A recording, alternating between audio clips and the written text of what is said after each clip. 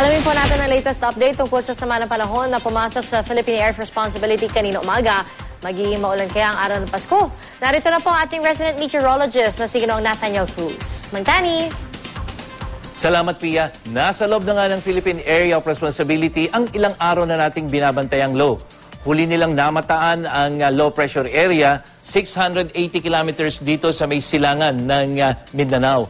At ayon naman sa Japan Meteorological Agency, isa na itong tropical depression o ganap na bagyo. Yun nga lamang, ito ay meron lamang lakas na 55 kilometers per hour at hindi kasing lakas ni Pablo na nung tumama dito sa Mindanao ay mahigit 100 kilometers per hour.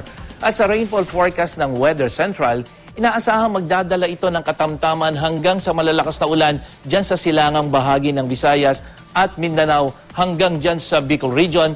Particular na po na makakaranas ng ulan ang mga probinsya ng Samar, Leyte, Agusan at Surigao. At sa mga nabanggit na lugar, maging handa at alerto po sa posibleng flash floods at landslides sa inyong mga lugar.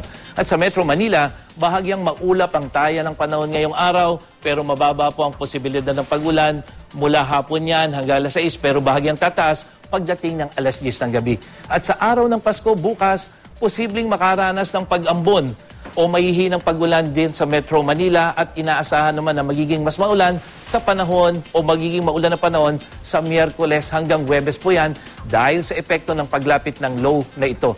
Bukod sa mga pag-ulan, mataas na alon ang dulot po ng weather systems, lalong-lalo na yung malakas na hanging amihan at yan ay sa seaboards ng buong Luzon hanggang sa seaboards ng Eastern Visayas at Eastern Mindanao. Delikado po ang pumalaot ngayon dyan, lalong-lalo na yung mga maliliit na sasakyang pandagat. Kaya para iwas disgrasya, huwag munang ituloy ang biyahe. At para sa iba pang detalye, bisitahin ang GMA Weather webpage at Facebook page. Ako po si Nathaniel Cruz para sa I Am Ready, serbisyong totoo ng GMA News. Maraming po salamat, Mangtani.